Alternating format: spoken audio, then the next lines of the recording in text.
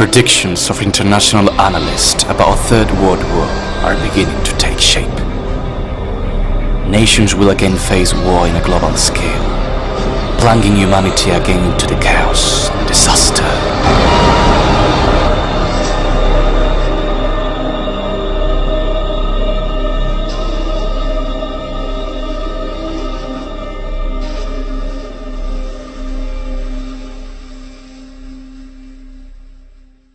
Anyone who is engaged in monitoring what is happening every day will realize that we are faced with a critical and delicate situation. An economic crisis which since 2008 has been sinking economies and impoverishing developed countries. The appearance of conflicts facing the world's major powers are the main topics that cause not only political experts, but also many ordinary people to worry about the very real possibility that we will find ourselves in the outbreak of a new global conflict. The war in Syria started in 2011 between the Syrian government and the rebels, involving crucially Russia and the United States, with Putin supporting Bashar al-Assad and Obama supporting the rebel side. Russia is not willing to allow the US and its allies to invade Syria, since in addition to Syria being an important ally of Russia, Russia has a naval base in the Syrian city of Tartus, making Syria strategically important for Russia in the Middle East. Not only does Syria have the support of Russia, China and Iran are other allies of Assad who are not willing to see the West invade Syria. Russia has for a long time provided military equipment to the Syrian army and sent warships to the area, recently also adding air support to the forces of Assad, as well as the sending of troops by Iran. On the other side are the alliance of America and their allies, bombarding Syrian territory and supporting the rebel enemies of Assad. Therefore, a clash between these powers and the attacks that are happening, or a clear ground invasion by the White House and NATO in Syria, would almost certainly lead to the worsening of the conflict, pushing other major nations to enter and cause the outbreak of a war on a large scale. Something similar is happening with the conflict in Ukraine. A conflict started in 2014 by the annexation of Ukrainian territories by Russia, with the ensuing confrontation between the forces of the Ukrainian government and the pro-Russian rebels. Since then, a race has happened in which Russia has been, according to reliable sources, sending troops, tanks and weapons to the pro-Russian separatists, while the European Union, together with NATO and the United States, have been doing the same thing with the government of Ukraine, a conflict that faces principally the US and Russia, as well as the European Union and NATO. Despite no direct conflict having yet occurred, from the year 2013, tensions have heightened between the two Koreas, even reaching the breaking of the Armistice of 1953, which had set in stone the non-aggression between the two countries. The North Korean regime of Kim Jong-un is carrying out several nuclear test detonations, not only as a show of force, but as a response to the economic sanctions that the UN has applied to this country, and the maneuvers of American and South Korean combat forces underway in waters close to North Korea. The resumption of a conflict between North Korea and South Korea, with the participation of the US supporting the latter, will also likely see the involvement of Russia, and especially China, supporting the North Korean regime.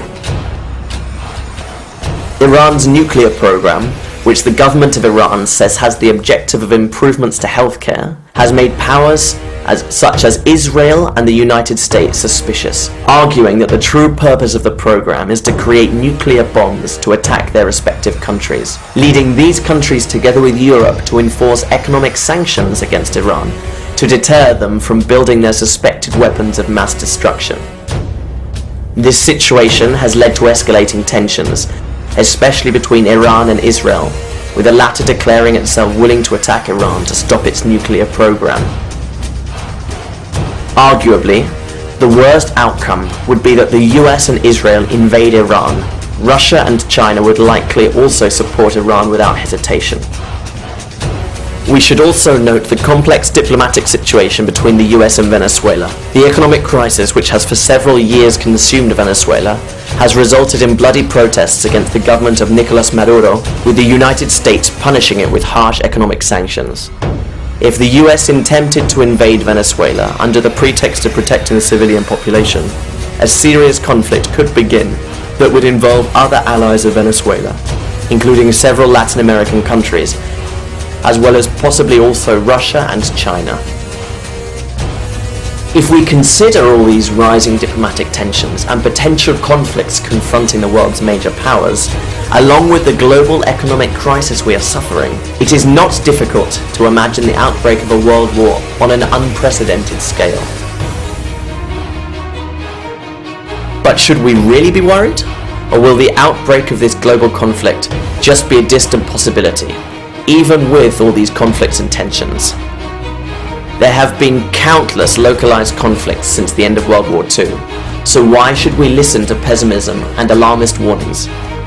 Arguably, the best way to understand whether the most powerful nations are considering the possibility of war is to look at what decisions they are making.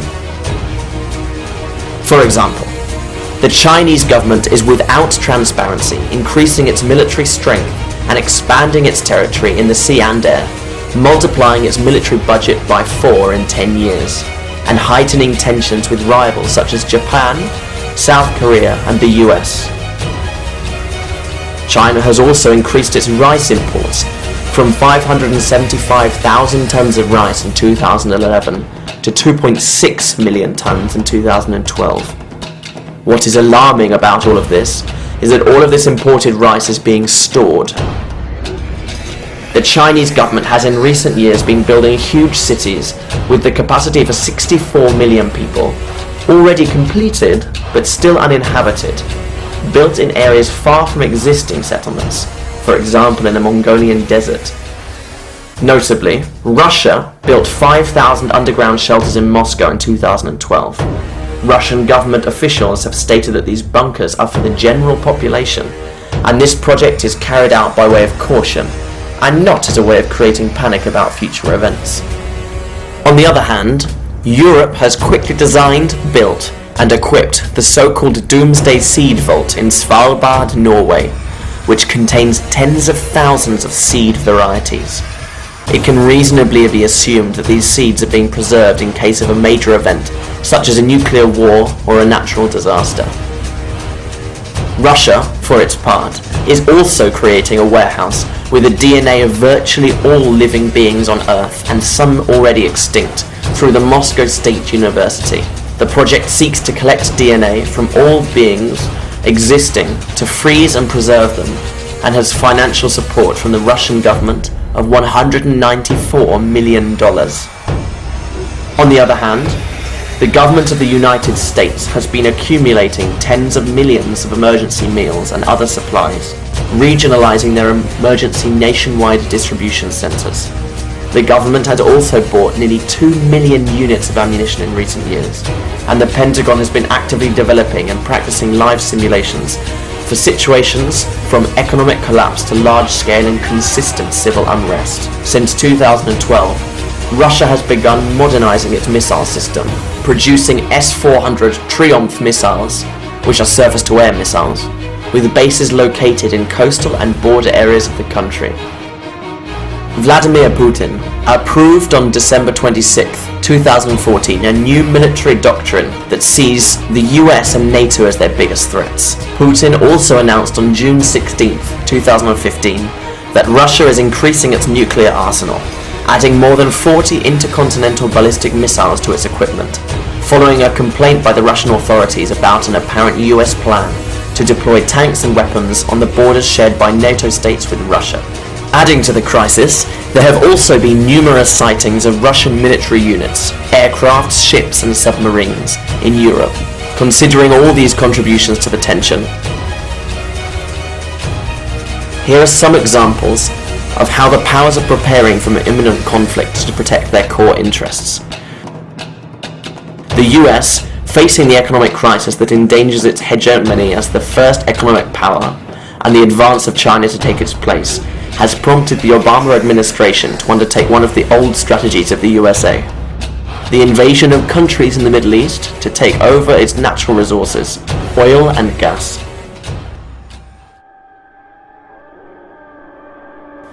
And for this reason, the US has her eye on countries such as Syria, Iran and Venezuela, countries rich in oil and gas. Venezuela has the world's largest reserve of oil and Iran the fourth largest. The United States is well aware that it needs these oil reserves to retain its position as first world power against the rise of China and Russia, countries, incidentally, which have important trade agreements with Syria, Iran and Venezuela. For their part, China and Russia want to dethrone the US through their economic strategies, making agreements with countries in their own currencies, circumventing the US dollar, and threatening American hegemony. Both Russia and China will defend their interests in Syria, Iran, Venezuela, and other countries where the US hopes to spread its tentacles. In this way, the sides in this new global conflict would be as follows. On one side, led by the USA, would be Israel, NATO, Japan, France, United Kingdom and South Korea. And on the other side, led by Russia, would be China, North Korea, Iran, Syria, Venezuela, Cuba, at least to begin with.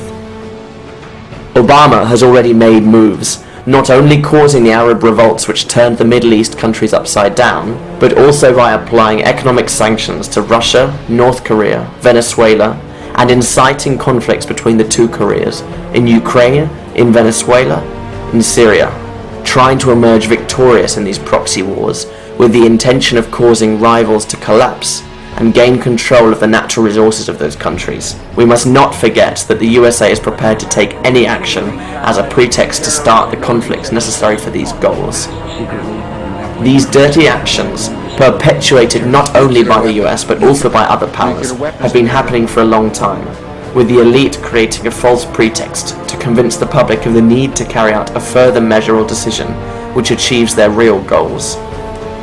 If we review the newspaper archives of our history, we can find many examples of self-directed or false flag attacks. For example, the burning of the Reichstag in Germany in the year 1933 by the Nazis, who blamed a communist Dutchman, and so had the pretext to end its communist opponents.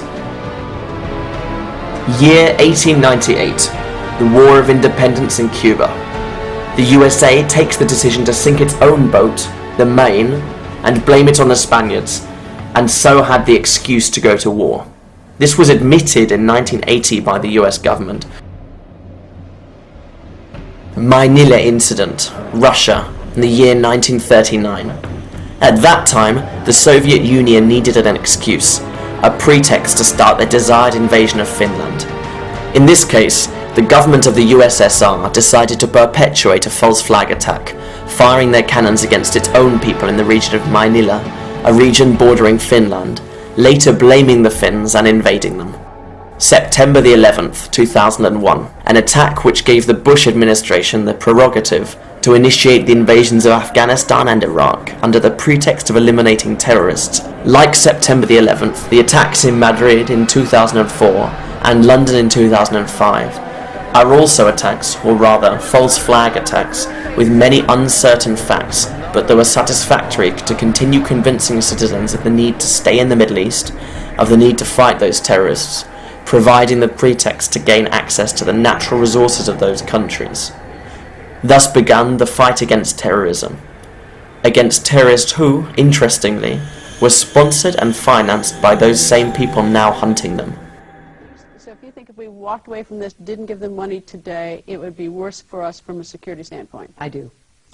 We're building a relationship that just did not exist. I said in our last trip when you were with me that we had a huge trust deficit, in part because the United States had, to be fair, we had helped to create the problem we're now fighting. How? Because when the Soviet Union invaded Afghanistan, we had this brilliant idea that we were going to come to Pakistan and create a force of mujahideen, equip them with Stinger missiles and everything else to go after. The same story now governs ISIS, or Islamic State, the terrorist group formed from part of Al-Qaeda, whose funding comes mainly from the US and its Middle Eastern allies. The creation of the Islamic State has had the effect of increasing instability and the chaos already previously provoked by the West, with the fueling of the Arab revolts in 2011 in Tunisia, Libya, Syria, to topple the governments of those countries and gain access to their resources. There is evidence that the US has been financing these revolutions, and even mercenaries in these countries, forming the so-called rebel armies that have been supplied with weapons by both Europe and the US, which then ended up in the hands of jihadists, because in these rebel groups, there are not only US-funded mercenaries, there are also jihadis from Al-Qaeda or ISIS. This close relationship between mercenaries and jihadists is the result of a company responsible for training and providing mercenaries to governments wishing to hire for their activities. A company who curiously calls itself ISIS, standing for Integrated Systems Improvement Services. It is a company that offers security, intelligence, technology and training to governments and private companies. This company is strategically positioned around the world, with a team of highly accredited management staff. After the emergence of ISIS and the consequent disclosure of this information that connects the company with a terrorist group, the company decided to change its name, called at present SIS, Special Intelligence Service, as a way to distance themselves from that more than suspicious coincidence. Israeli Prime Minister Netanyahu has stated on several occasions that Iran has been financing terrorist groups, thus implicating Iran in a possible nuclear false flag attack in which Iran would have allegedly provided nuclear weapons to jihadists. Thus, the US and its allies would have the pretext to invade Iran.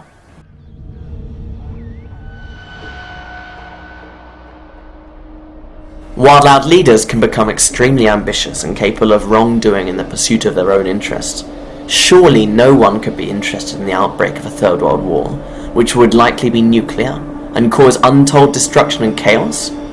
Truly, we do not know how many countries will be directly affected in this war, but if something can be glimpsed in this world war, as in the two before it, there is something more than mere interest.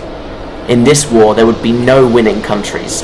The only winners would be those who really pull the strings, those who are above the political class and that use others as puppets to achieve their goals. The economic and financial elite.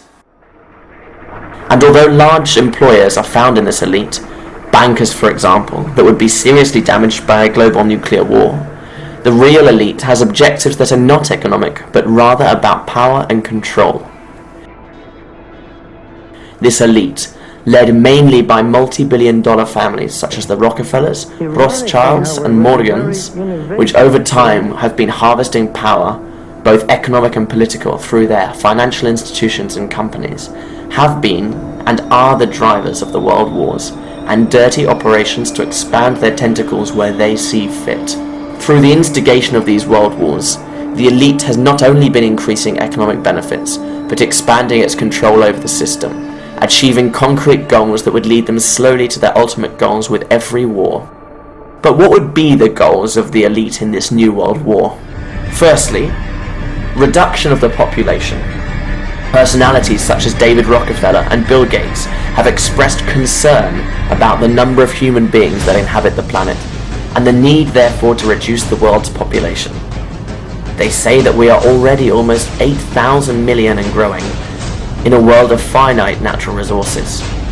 Not only would reducing the global population reduce the pressure on finite resources, it would also allow them to exercise greater control more easily upon humanity. A nuclear war is perfect for killing thousands of millions of people, which are a hindrance to the elite. Those countries that are not affected directly by the conflict, for example from the fall of nuclear weapons, will be severely affected by the null presence or shortage of food, which will result in madness among citizens, killing for the last remaining resources, or simply starving to death. Secondly, end states and completely sink the global economy. One of the important goals with this world war is the destruction of states, which is necessary to sink economies, increasing employment to 100%, causing money to lose its value, and ferment panic and chaos in the citizenship, who would have to compete forcibly for the last food in the supermarkets to survive, creating serious unrest among every population. This will lead to a political power vacuum, and thus people will be left without political guidelines, without anyone to maintain order in each country, creating an international situation of lack of control, which will cause humanity to be more receptive to the introduction of a new world order. At this point, it is important to consider the mass migrations that are occurring in Europe by people affected by conflicts, particularly in Syria, which could lead to the collapse of the European states and ultimately chaos and division. Thirdly, destruction of morals. This Third World War could also cause the collapse of morals, values, even hope of the human being, bringing him to despair and nihilism. In this way, the population will be more easily tempted by any form of order that can offer a return to hope and values.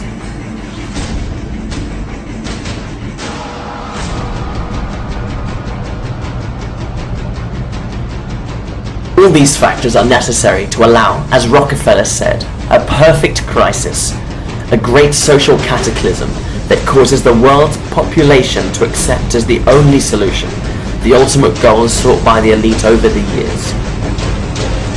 The creation of a world government. A world government as the only alternative to all that evil, under the promise that with such union of all countries and civilizations under a single state, there will be no more wars or problems between human beings. While this may sound like something beautiful and for the benefit of all, behind it lies the macabre intention to bring humanity under total control, powerless except to serve this group of elites. But don't the elite control humanity already? Well, it certainly has achieved through capitalism a way of life to its benefit and a reach over almost all countries. However, they want absolute control over us, and to reduce much of the world's population, making that control easier and consistently more viable, and putting an end to the incessant rise of the population that could result in so much instability. The Third World War is also necessary, as an economic crisis alone is unlikely to result in the necessary uprising on an international level. But in who are we going to place our confidence after all this chaos? After so much corruption, injustice, and evil by the financial and political elite? In the same puppet politicians, which together with the financial elite have led us to this hell? We know they're going to provoke a new world war to create this ambitious world government, but who will lead it? The last part of this video is a theory about what could happen after the Third World War to carry out the creation of the world government. We present it as a hypothesis in which you can decide to believe right now or not, but we recommend you don't forget it. We live in a system not only of criminals and murderers, but in a hidden system. A system that lies to us but also hides information. It hides from us discoveries of cures for diseases that supposedly cannot be healed, such as the cure for cancer. It hides technological advances, or the genetic manipulation of human DNA and animals. What would you think if I told you that all of the technology that we're used to seeing in films, or that some people claim to have seen believing they are extraterrestrial technology, is technology actually created here on Earth by governments? Certainly, you might think that I'm crazy, or it's impossible, and that we are a couple of lunatics who have seen too many sci-fi films. But to tell the truth, it is believed that the Nazis were the pioneers in creating so-called anti-gravity technology. The general of the SS, Hans Kammler, who was also scientific engineer in charge of the development of the V-2 missile, jet aircraft, flying wings, and civil engineering other projects, was in charge of a project to create a vehicle able to soar like the famous UFO prototypes. The Nazis were in charge of several tests of this technology of anti-gravity, which were confiscated by the Americans upon winning the war, through the well-known Operation Paperclip, which transported Nazi scientists to the United States to extract from them all the knowledge and progress made. Among those Nazi scientists would be the known Wernher von Braun, who was in charge of numerous projects in NASA. We must wonder what will come of all this information with the Third World War, and why the elite hides it from us. According to certain sources, the final step that the elite will take after the Third World War for the establishment of the world government is going to be a false alien landing, i.e., the elite has prepared a false presentation of alleged beings from other planets with this kind of technology coming to aid us. This will be orchestrated by the elite and backed by the media establishments. These beings, which surely will be of humanoid appearance, but with otherworldly differences to ensure greater acceptance by us, will say that they had created us a long time ago, but waited to see if we could solve our own problems. Hence, the elite do not want our current problems, such as hunger, wars, diseases to be resolved. In short, everything bad in the system in which we live gives greater appeal and urgency to the implementation of a world government. Isn't this all very coincidental? What began as many armed conflicts, problems, diplomatic seizures, and right now with the worst economic crisis of all time? What a chance would be these fake beings appeared just after the conflict, just at the most critical moment. Certainly, it is something causal. It is understandable if this appears paranoid and lacking in credibility. But if we examine the system in which we live and look at the constant bombardment of media and film about the hypothesis of life on other planets through series, films, music, with even politicians and personalities of the church talking about it in a serious way, we realize that there is the intention to convince us of such an idea. If you think that no one would believe this extraterrestrial farce, I present you with a historical example. On October 30th, 1938, a radio show in New York issued a false story about an alien invasion, transmitted by the broadcaster Orson Welles. This program came to be a dramatization of a book called The War of the Worlds, but broadcast as if it were real news. The result was that thousands and thousands of people fled New York from these alleged attacks. If back then it was a success, imagine what could happen today with all these operational technologies and humanoid beings created in laboratories. People who have claimed this farce of an alien landing include the scientist from NASA, Wernher von Braun, who before dying warned that the elite had prepared a false landing of extraterrestrials as a final strategy to attract the masses toward a world government. And Bill Cooper, a former member of the US military killed by police in 2001, who claimed that UFOs are technology which was created on Earth a long time ago and kept hidden specifically for this theatrical farce. We do not know if this hypothesis of fake aliens is true, and so we present it as a hypothesis that you can decide whether to believe in or not, but we recommend you don't forget that this false extraterrestrial landing might occur, and that you avoid falling into its trap.